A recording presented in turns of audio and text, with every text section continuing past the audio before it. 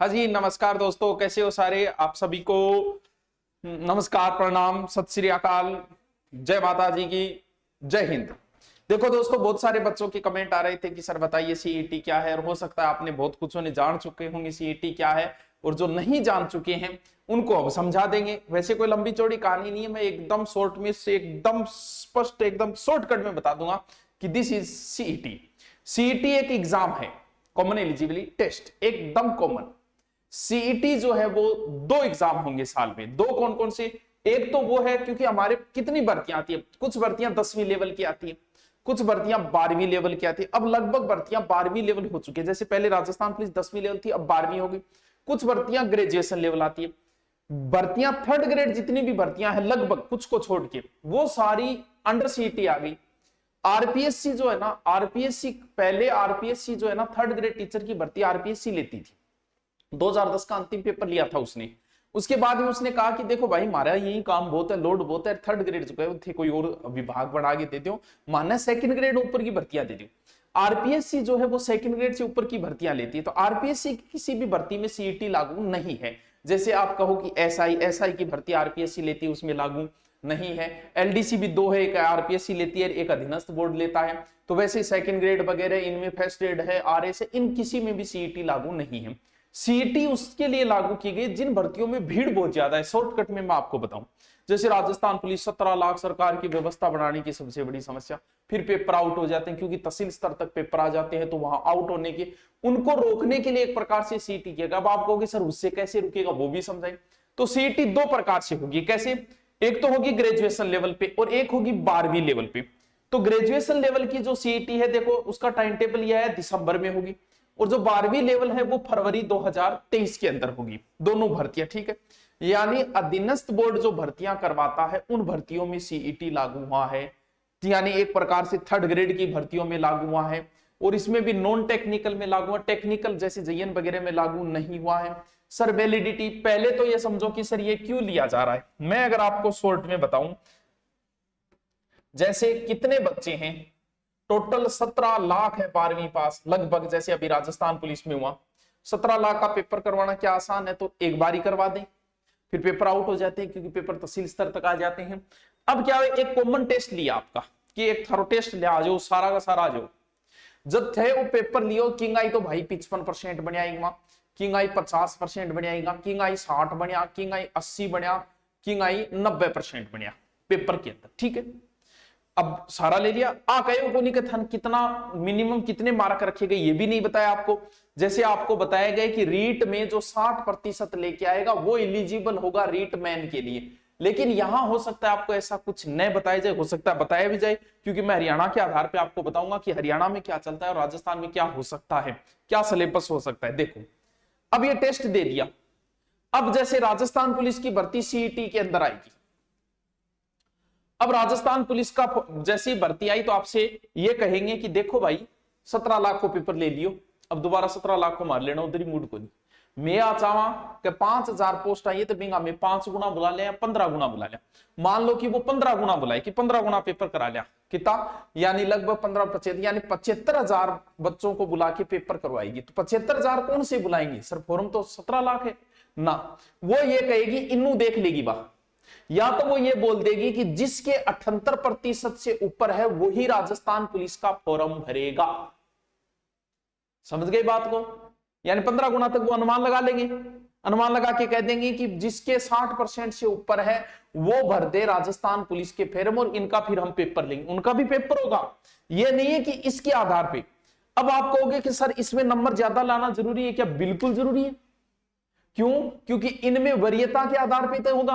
आप तो एकोनी के तो 40% लिए हो और तने कह दिया राजस्थान पुलिस और फॉर्म भर दे, क्यों? क्योंकि तेरा तो बहुत कम है, बुलाना कितना है, 75,000 बुलाए पेपर कराने, तो वो टॉप लेंगे। यानी हर बार आपको सीईटी देना पड़ेगा अपनी श्रेणी सुधारने के लिए।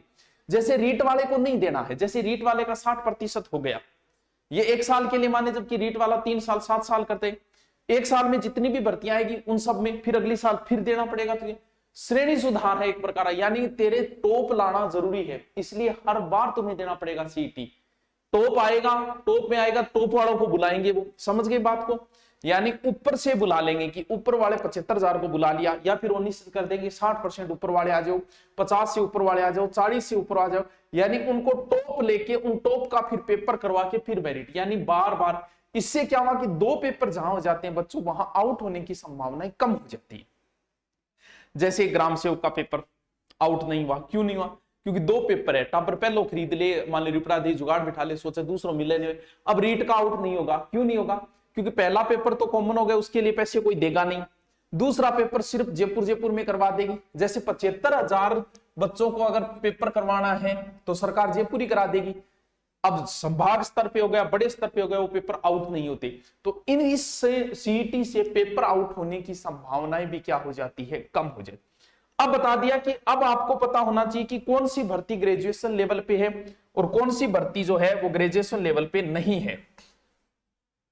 यानी कुछ भर्तियां 12वीं लेवल पे है, कुछ ग्रेजुएशन लेवल पे है। सर दोनों बिल्कुल दोनों अलग अलग आपको पेपर देना पड़ेगा। आप दोनों दे सकते हो, अगर ग्रेजुएशन है तो फिर आपको दोनों देना पड़ेगा, ग्रेजुएशन वाला अलग से देना पड़ेगा। जैसे ग्रेजुएशन है होमगार्ड, होमगार्ड की भर्ती जो है वो ग्रेजुएशन लेवल पे दी गई है।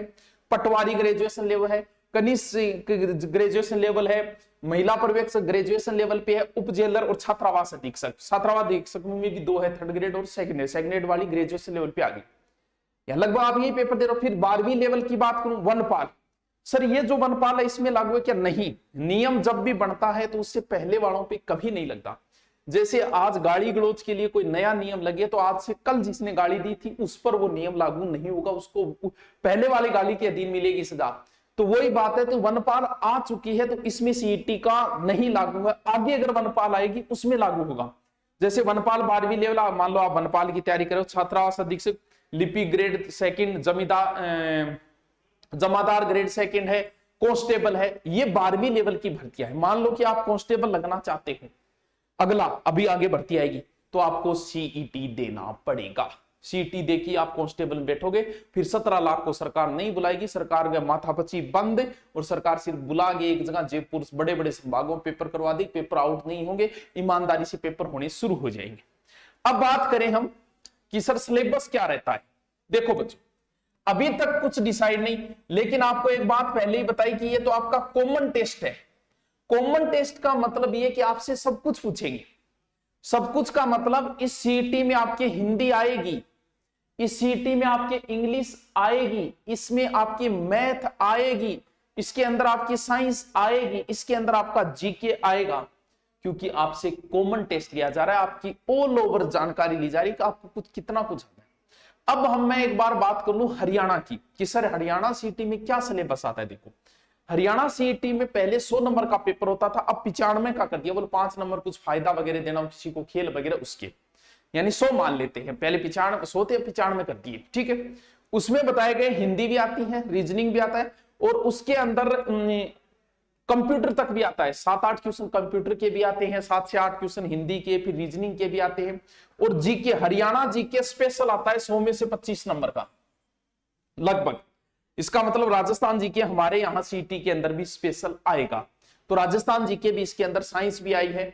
फिर हरियाणा के अंदर तो बताया कि टॉप वालों को ले लिया था, दूसरा पेपर नहीं लेके टॉप वालों को बुला लिया था, कुछ को पेपर करवा रहे अलग अलग।